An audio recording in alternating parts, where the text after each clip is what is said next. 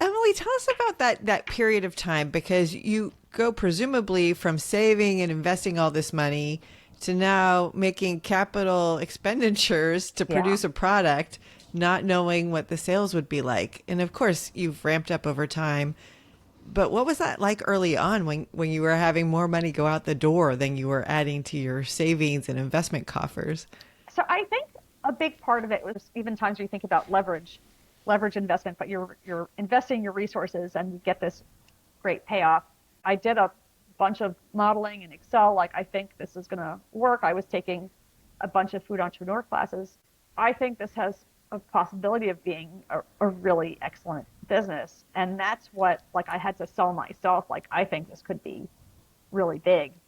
And so it was like, okay, well, I'm going to empty my piggy bank. Like, so all this I'd spent, like, my whole life, whatever, accumulating. I'm like, well, I'm just putting all my chips, all the chips are going in because I think this is where it should go. And then I also did a whole community investment. I created a promissory note and I sent an email out to basically the people who are on my email list, like, is anyone possibly interested in lending me money to start this? And all I'd done so far was some pop-ups, and I had people respond. These the And bagel bonds? this was before. No, this was it basically was this kind of the same thing, but this was the first thing I did. I came up with a number of $600,000 to launch the shop, and I didn't have that. So I'm like, I just want to do it. This is what I want to do. And I've done some small private investing. So I'm like, I want a deal that I would feel I would want to take if I was the other side. So I said something like, please lend me money. I'll pay you. I think it was 10% interest over the course of 5 years with an annual payment, but it's flexible. Like, it's not a set plan. It's basically what I call it, almost like a balloon, like interest only. But like I could pay the principal along the way, however I want to. But I'm promising to pay the whole thing back within 5 years.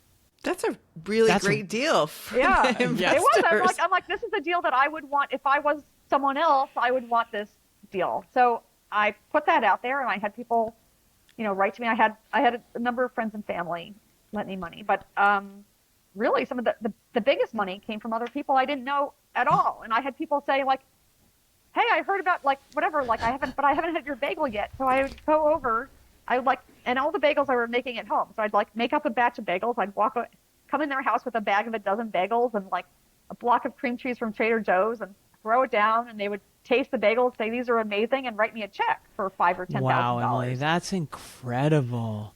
I love like, this these capital bagels raise. are great. I'll take Which my was money. testing your product also. Yeah. Emily, you borrowed money versus getting investors, and I'm just curious if you were thinking about the two and why you chose getting money that you're borrowing versus investors in the business and maybe sharing some of the risk. I didn't want to share.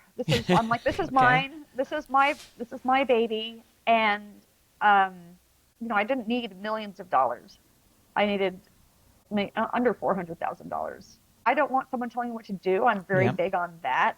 And I thought, like, this is, if I can get the money for debt, then I want it for debt, because the projections I put in, came up with an Excel. I'm like, this looks like a fantastic business model. Like, it really could be if this was anything close to my projections. And I was trying to project conservatively because I'm like, the last person I want to fool is myself.